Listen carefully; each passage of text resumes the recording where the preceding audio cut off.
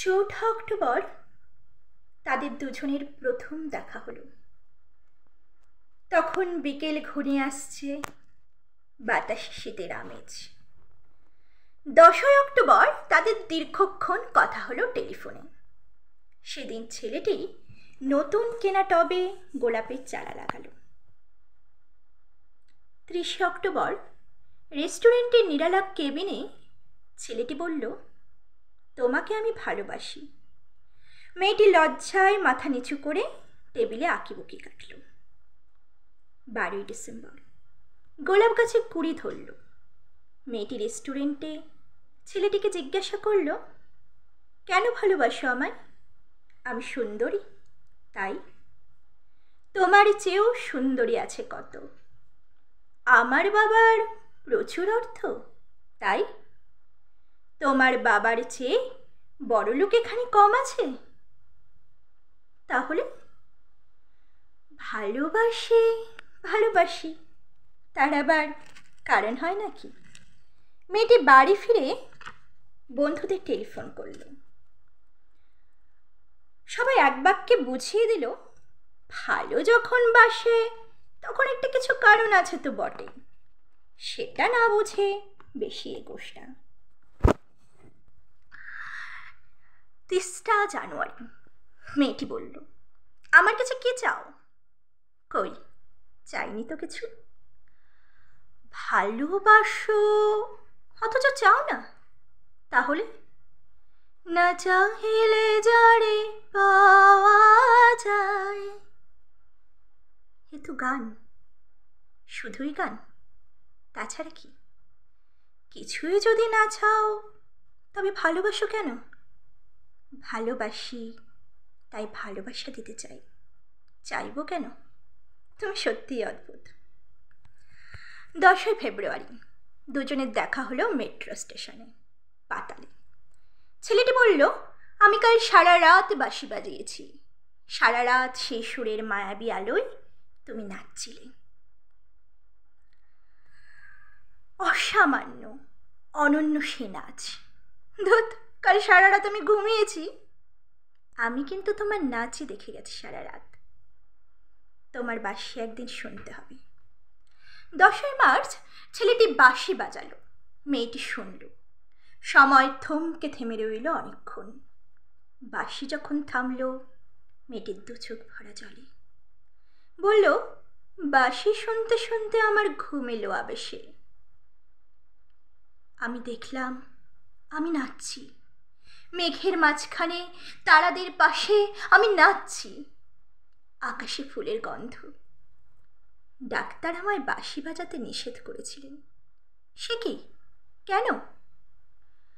বাঁশি আমায় টেনে নিয়ে যায় স্বপ্নে। ডাক্তার বলেছেন, স্বপ্ন দেখে দেখে আমার মস্তিষ্কের শিরা উপশিরায় জট পাকিয়ে যাচ্ছে। তাহলে ভাবছি 16ই এপ্রিল। মেয়েটি বলল, আমার কাছে আমার বন্ধুরা বলেছে তুমি খুব ভালো, অসাধারণ, কিন্তু তুমি সৃষ্টি ছাড়া। তোমার স্বপ্ন সব অর্থহীন। আমি জানি স্বপ্ন টপ্ন ছেড়ে দিতে পারো না তুমি। না, তাহলে তো আমায় তুমি হারাবে। তোমায় পাইনি তো কখনো। 5ই মে ছেলেটির মস্তিষ্কে অপারেশন হলো। একটু সুস্থ হতেই মেয়েটি এসে বলল, ভালো আছো তো? এখন স্বপ্ন দেখছো না তো? দেখছি, আরো সুন্দর সব স্বপ্ন। তাহলে তো দেখছি অপারেশনটা আদৌ সফল হয়নি। বাড়ি ফিরে বন্ধুদের ফোন করলো মেয়েটি। বন্ধুরা এক বাক্যে বলল, বাঁশি বাজানো, স্বপ্ন দেখা সবে ব্যাকডেটেড। তুই আর ছেলে পেলি না। সৃষ্টি ছাড়া তুই এত রূপসী, তোর এত উজ্জ্বল প্রসপেক্ট। ভালো যদি চাস শিগগির বিয়ে করে ফেল তোর দাদার সেই বন্ধুকে। উনি তো শুনলাম কানাডাতে সেটেল করবেন। 7ই জুলাই মেয়েটি আবার জিজ্ঞাসা করল, তুমি সত্যিই কি চাও বলো তো? তুমি আরো সার্থক, আরো সুন্দর হয়ে ওঠো। ব্যাস, আর কিছু না। আর আর চাই স্বপ্ন দেখতে। ও ও স্বপ্ন তাহলে তুমি ছাড়তে পারবে না? না, তাহলে থাকো তুমি তোমার স্বপ্ন নিয়ে। 12ই আগস্ট গোলাপ গাছে কুড়ি ধরল অনেক। সেদিন দুপুরে ছেলেটির মস্তিষ্কে আবার অপারেশন হলো। 13ই সেপ্টেম্বর ছেলেটি মারা গেল। 14ই সেপ্টেম্বর মেয়েটির শুভ বিবাহ সুসম্পন্ন হলো কানাডাগামী পাত্রীর সঙ্গে। 20ই সেপ্টেম্বর গোলাপ গাছে কুড়ি ধরল অনেক। সেদিন সন্ধ্যার বিমানে মেয়েটি হানিমুনে গেল।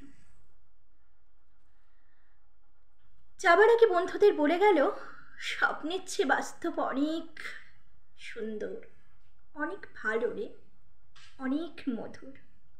স্বপ্ন দেখে কেবল বোকারা। 4ঠা অক্টোবর ছেলেটির মা ঝরে পড়া গোলাপ গাছটিকে সযত্নে তুলে ফেলে দিলেন। শূন্য টবে তখন কয়েকটা পোকা, কয়েকটা মাছি। আমি জানি না ওগুলো পোকা, মাছি নাকি ছেলেটির স্বপ্ন। আমি ঠিক জানি না, ঠিক জানি না।